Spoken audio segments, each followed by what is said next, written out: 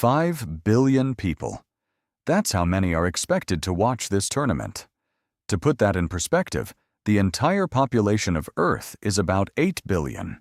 So more than half the planet is about to tune in for a sport where you can't even use your hands. Welcome to the FIFA World Cup 2026.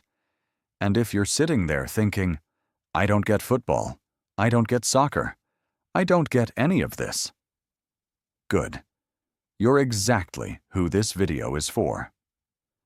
By the end of these next 7 minutes, you'll understand how the game works, how this tournament is structured, why it's bigger than ever before, and a few facts that will genuinely surprise you.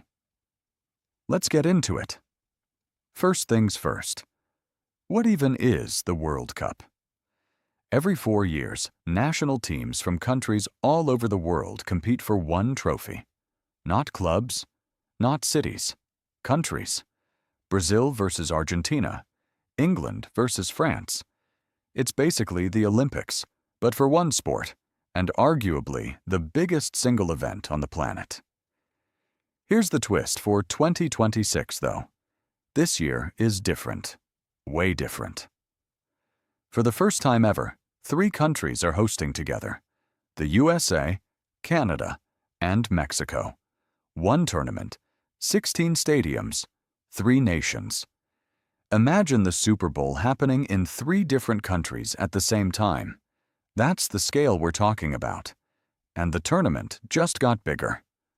Literally. For decades, the World Cup had 32 teams. This year, 48. That's the biggest expansion in World Cup history. More teams means more underdog stories, more upsets, and way more chances for a country you've never heard of to ruin a favorite's whole tournament. Now let's talk about the actual game. Because if you've never watched football before, the rules can feel like a foreign language. Here's the simple version. 2 teams, 11 players each. 1 ball. The goal, literally, is to kick the ball into the other team's net. Whoever scores more goals wins. That's it. That's 90% of football explained in 2 sentences. A match lasts 90 minutes, split into 2 45-minute halves. No timeouts every 5 seconds like American sports. The clock barely stops. This is actually a big adjustment for American viewers. There's no commercial break every play. The game just... Now here's something that confuses every beginner. Offside. Think of it like this. You can't just stand next to the other team's goal waiting for a pass like you're camping outside a store before a sale. A player has to be level with or behind the last defender when the ball is played to them. If they're ahead of everyone, it's offside, and the goal doesn't count. It sounds complicated, but once you watch it once or twice, your brain just gets it. Quick pattern interrupt. Here's a fact that blows people's minds. The goalkeeper is the only player allowed to use their hands, and only inside their own penalty box. Step outside that box with your hands? That's a foul. Yes, even the goalkeeper has rules about touching the ball with their hands. Speaking of fouls, let's talk cards. Yellow card means a warning. Red card means you're out of the game, and your team has to play with 1 fewer player for the rest of the match. 2 yellows in one game equals a red. It's like a strike system, except strike 2 ends your night completely. Now, how does the actual tournament work? 48 teams get split into 12 groups of 4. Each team plays 3 games in their group. This is the group stage, basically the getting to know you round, except the stakes are your country's entire World Cup dream. Here's where it gets interesting. The top 2 teams from each group move on. But so do the 8 best third-place teams across all groups.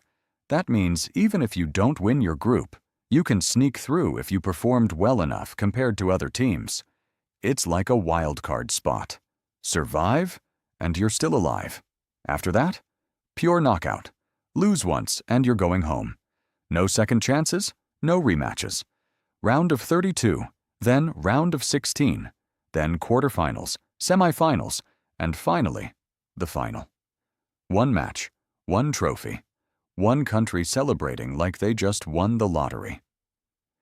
Here's a fact most people don't know. The final this year is set for MetLife Stadium in New Jersey. So the final of the biggest football tournament on Earth is happening just outside New York City. One more thing before we wrap up. And this one's actually controversial. FIFA introduced something called VAR, or Video Assistant Referee. Basically, referees can review certain decisions using video replay, kind of like instant replay in American football. Sounds simple, right? Except it sparked more arguments among football fans than almost anything else in the sport. Some love it. Some think it's ruining the game. Either way, you'll see it pop up constantly during this World Cup. So let's recap. Quick and simple. 2 teams, 90 minutes. Most goals wins. 48 teams, 12 groups. Then straight knockout until one team is left standing. Hosted across the USA, Canada, and Mexico for the very first time in history. And here's the one thing to remember. This tournament is the biggest version of the World Cup that has ever existed. And you're watching it happen in real time, right now, as it unfolds. If this helped you actually understand football for the first time, hit subscribe. Because we're about to break down every group, every favorite, and every underdog worth watching, one video at a time.